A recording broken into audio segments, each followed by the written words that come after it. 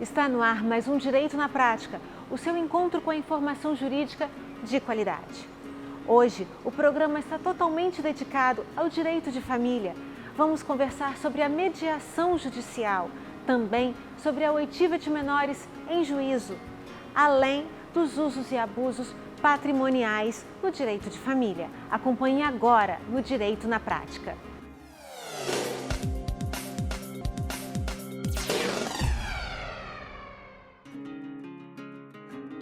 E a respeito de mediação no direito de família, eu converso com Renata Paganotto, professora de Direito da FDV, na disciplina de Conflitos e Suas Soluções. Renata, muito obrigada por ter vindo ao Direito na Prática. Obrigada a você pelo convite, obrigada por estar participando aqui nesse momento. Renata, eu vou pegar o gancho da disciplina que você ministra na FDV. O que é Conflitos e Suas Soluções? Certo. O conflito, ele é inerente à vida humana, né? Não é possível, viver em sociedade sem conflito, né? Então, o conflito, ele pode ser traduzido aí de diversas formas, né? Mas, basicamente, ele vai representar aí, num primeiro momento, esses interesses antagônicos, sobre bens da vida. Essa disciplina, Conflitos e Suas Soluções, ela visa abordar para o aluno, assim, de forma inicial, o que é o conflito, como ele se desenvolve, e quais são as formas, os meios adequados de solucioná-lo. Porque, tradicionalmente, as faculdades de Direito, elas sempre pautaram assim, o seu ensino pela prática da solução judicial, Então, sempre essa ideia de você judicializar o conflito, o conflito sempre visto sobre essa ótica, da judicialização, o que acabava muitas vezes elevando o grau do conflito, Então, hoje a abordagem, ela tenta assim, compreender o conflito, numa dinâmica ali do seu desenvolvimento, e resolvê-lo aí através de meios adequados, e não só do meio judicial, que está aí a gente com o judiciário abarrotado de processo, mostrando que essa não é a única forma pela qual o conflito deve ser solucionado. E o meio adequado que nós vamos tratar é a mediação. A mediação ela é usada muito no direito de família, não é mesmo? A mediação, o campo, vamos dizer assim, principal dela é o direito de família. Que há um conceito até legal, que se diz que a mediação deve ser usada nos conflitos, que a gente vai chamar que tem relação continuada. Então, esses conflitos, diferente de um acidente de trânsito, que a pessoa bateu o carro, acordou ali alguma coisa, talvez você nunca mais veja essa pessoa na vida, o conflito familiar ele é diferente, porque você vai precisamente conviver com essa pessoa. Então, quando você pensa num casal com filhos, essa relação ela não termina nunca, ela se modifica, mas ela não termina. Então, você precisa de uma solução que tenha um olhar diferenciado para as partes, tenha um olhar para esse conflito, para sair daquilo que a gente chama assim da superfície do conflito e tentar compreender ali quais são as suas causas e colocar principalmente as partes envolvidas no conflito para solucioná-lo, para que elas cheguem à solução. Porque ninguém melhor do que elas para conseguir chegar à solução desse conflito. Não é um juiz, não é um advogado que vai ditar a solução para elas. Isso porque muitas vezes uma sentença não se encaixa perfeitamente no dia a dia do casal, não é isso? Exatamente. Você imagina um casal casado há 20 anos que chega no judiciário, às vezes ali com algumas mágoas, alguns ressentimentos pelo fim da relação ou pela forma como ela terminou, precisando dar conta disso tudo, vamos dizer assim, de mediar essa dor também, fazer uma mediação da própria dor ali do fim, desse luto do divórcio, e um juiz vir sem conhecer nem um pouco dessa história, não saber o que está ali, o que levou esse casal ali, a viver junto 20 anos e chegar nesse momento e simplesmente de cima para baixo impor uma decisão. Só que nós, assim, culturalmente estávamos habituados a isso, Muitas vezes as pessoas delegam isso, Talvez até por um sentimento, assim, por uma falta de pertencimento, de empoderamento delas, Delega isso para o outro. Então, o que a mediação faz é resgatar isso nas pessoas, é empoderá-las o suficiente, atuar com essa escuta ativa para que elas possam buscar a solução do seu conflito. Só elas têm, vamos dizer assim, as ferramentas necessárias para solucioná-los. A mediação ela pode ser feita no ambiente judicial e extrajudicial ou apenas no judicial? Não, nos dois ambientes, no judicial e no extrajudicial. Você falou de mediação e de conciliação. Qual a diferença entre esses institutos? Certo. Se nós formos tomar uma diferença legal, o Código de Processo Civil, ele vai dizer que a mediação é o método, né, que vai atuar com esses conflitos de relação continuada, enquanto que a conciliação, por sua vez, são esses conflitos que não têm relação continuada. Então, a gente também costuma dizer assim, que a mediação, ela vai olhar aquele conflito como se fosse um iceberg, não é? Então, aquele conflito tem uma ponta, não é, que sai para fora e aquela parte maior que está ali, não é, interna, né, ali submersa. Então, a mediação, ela vai olhar para essa parte submersa. A conciliação, ela trata de conflitos mais superficiais, que muitas vezes você não tem essa parte submersa. Igual, por exemplo, um conflito de trânsito. Não tem nada ali que ligue as pessoas, é aquilo naquela circunstância momentânea. Agora, um conflito familiar, um conflito relacionado, não é, a vizinhos, ele tem uma história antes e depois. De qualquer jeito, a mediação está em evolução no nosso estado, né? Tentando restaurar as relações, visando o bem-estar do menor. É essa, né, a situação da mediação. Isso. Então, assim, por mais que a gente enfrente assim, esses desafios, como eu coloquei, é claro que assim, nem se compara a ideia de um processo judicial, não é, anterior, não é, à adoção dessas práticas. Porque mesmo quando o juiz ele atua, veja, o que não está assim, não é totalmente correto, mas ele tem essa busca, não é, por essa escuta, por esse ouvir as partes, por buscar essas causas do conflito, por dar esse espaço para que elas mesmo busquem a solução. E a mediação, se ela é realizada, não é, bem realizada, ela evita uma série de outros conflitos que podem surgir posteriormente. Por exemplo, uma alienação parental, um abandono afetivo, um divórcio mal resolvido, ele vai trazendo, vamos dizer assim, essas cicatrizes futuras. Então, muitas vezes um ato de alienação parental, ele é fruto daquele divórcio ali que não soube ser conduzido devidamente naquele momento do luto, né, em que ele se iniciou. Muito obrigada pelos esclarecimentos. A mediação está sendo um instituto que está sendo bem aceito. Vamos torcer para que o nosso judiciário evolua junto com o direito e os advogados também cresçam junto nessa nova questão. Muito obrigada. Eu que agradeço, obrigada essa oportunidade, obrigado por estar aqui e obrigada a todos que estão nos assistindo. Agora nós vamos para o intervalo e voltamos já já. Programa Direito na Prática com Patrícia Botti. Oferecimento FDV, a Faculdade de Direito de Vitória. Italiev Gastronomia, a sua refeição saudável.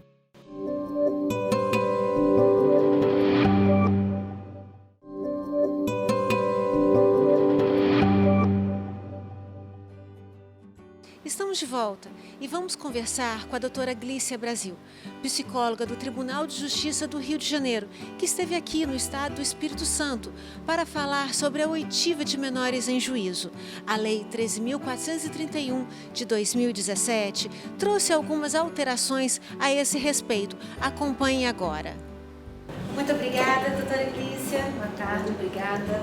Quero agradecer essa oportunidade, dizer que estou feliz, muito feliz de estar aqui no Espírito Santo e a importância do trabalho do psicólogo nas ações de família, de infância, criminal, que envolvam criança, no sentido de auxiliar o juiz a entender o contexto em que a criança está inserida, a entender sobre como funciona a subjetividade da criança e poder ajudar o juiz nessa prova técnica que envolva alguma questão contra a criança, em que a criança esteja sendo vítima de alguma situação de violência ou esteja no meio do conflito dos pais, de modo que ao final do trabalho o psicólogo faça um laudo que possa auxiliar o juiz a tomar uma decisão que seja útil para a criança. E como é que está sendo a aceitação dos outros profissionais, do advogado, dos peritos, dos próprios juízes, promotor, de um profissional de uma área diferente na área? Bom, a entrada do psicólogo no Poder Judiciário era uma entrada antiga, né? O Tribunal de São Paulo na década de 80, o Tribunal do Rio década de 90. Então isso de fato é uma mudança de cultura no tribunal, é uma maneira de se trabalhar em conjunto, é fruto de uma interdisciplinaridade e de uma lógica que o sistema incorporou. E o profissional de psicologia, o psicólogo, ele auxilia a criança quando ela é ouvida em juízo? Sim. Uma das atribuições do psicólogo dentro do Poder Judiciário é auxiliar a criança em todas as esferas em que a criança é ouvida dentro do sistema. Então, hoje nós temos basicamente 4 formas de escuta de criança pelo Poder Judiciário. Eu escrevi isso num artigo em que o nome é Escuta de Criança e Prova da Verdade, Obtenção da Prova da Verdade Judicial, que está no livro, foi publicado pelo Instituto Brasileiro de Direito de Família, em outubro de 2018.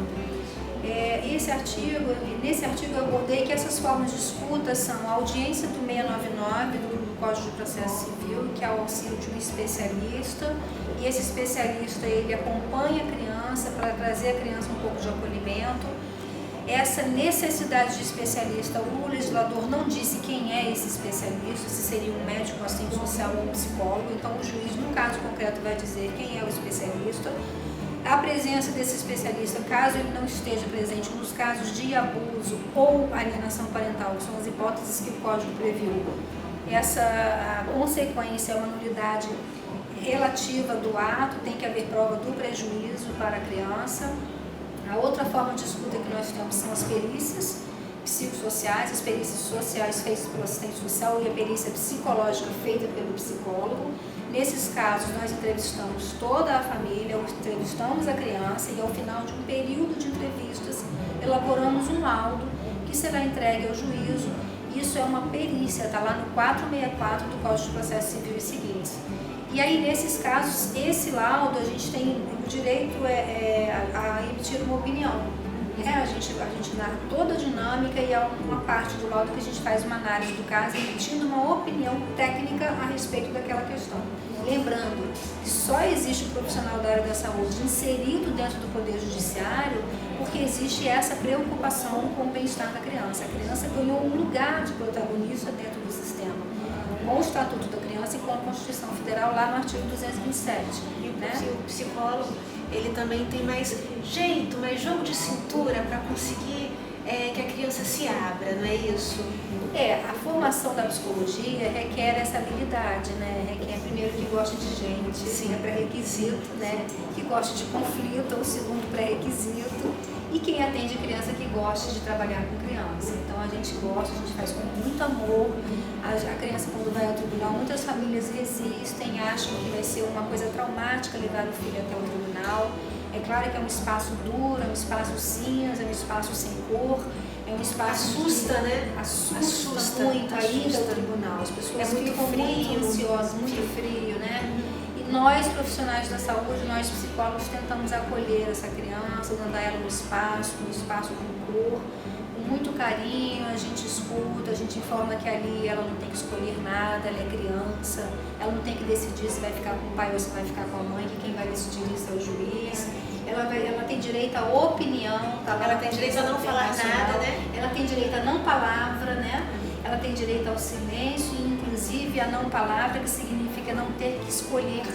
Porque quando a gente fala que a criança tem direito à palavra, o sistema deu esse direito à criança, trazido por convenções internacionais, pelo Estatuto e pela Constituição, isso na prática veio se confundindo e acabou criando um sistema perverso.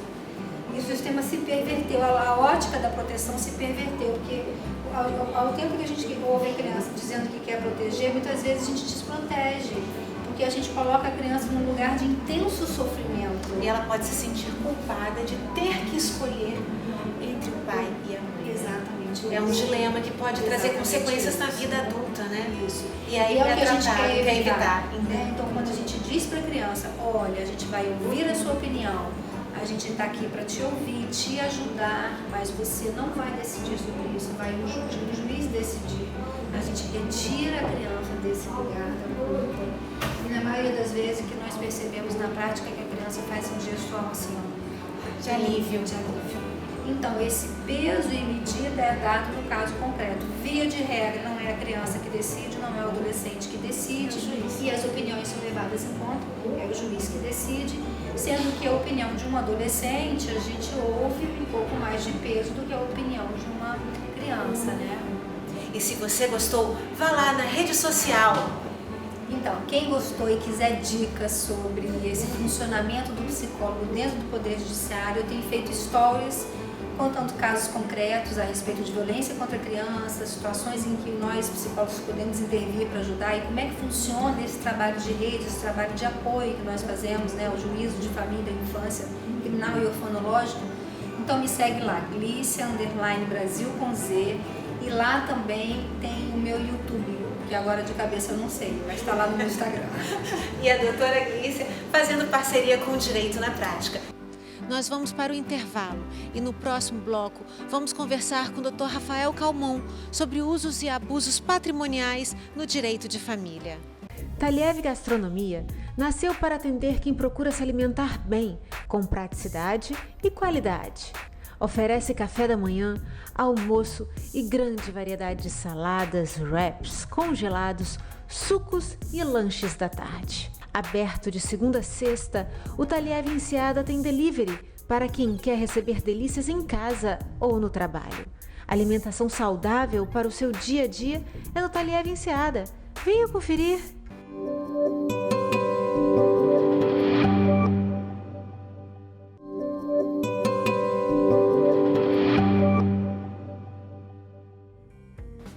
Estamos de volta.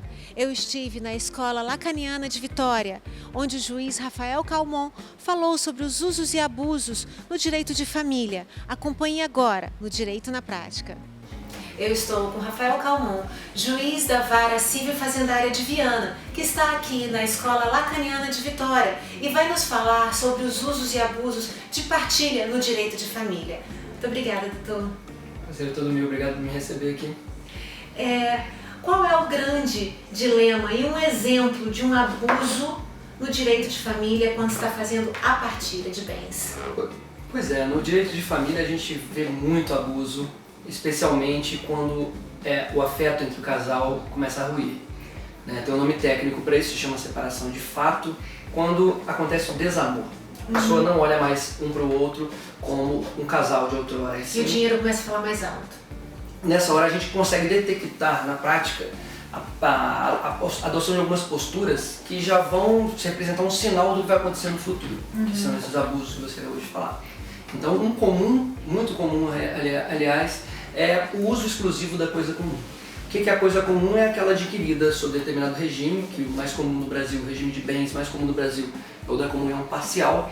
Então comunicam-se todos os bens adquiridos onerosamente a partir da data da união, se for um casamento ou uma união estável indiferente. Só que quando acontece esse início do fim, o desamor levando a uma partilha de bens futura, ou um divórcio e uma futura partilha de bens, nesse ato, antes dos bens serem efetivamente partilhados e entregues o que compete a um e o que compete a outro, a cada um deles, a chamada meação, um deles, não inusualmente o homem, ele acaba ocupando exclusivamente, utilizando exclusivamente, alugando com frutos revertidos exclusivamente para ele, privando a outra parte de ter acesso a esse bem que é um bem comum. Então essa é uma prática abusiva bem comum. Esse abuso, doutora, ele muitas vezes a mulher sofre. A gente está dando o exemplo de que usualmente o poder patrimonial está na mão do homem, então a mulher ela procura o judiciário para tentar resolver. Porém, a gente está entendendo através desses novos métodos de que o judiciário ele é residual. Qual é a primeira opção para se resolver esse conflito? Hoje em dia, você falou bem a palavra, é um conflito que surge, não é um litígio. O conflito pode levar a um litígio, mas não necessariamente levará. Então, para isso é indispensável que a pessoa procure uma equipe técnica especializada. Aqui em Vitória a gente tem os Sejuscs, no Brasil todo tem, aqui em Vitória a gente tem implantado alguns Sejuscs ao longo do estado do Espírito Santo.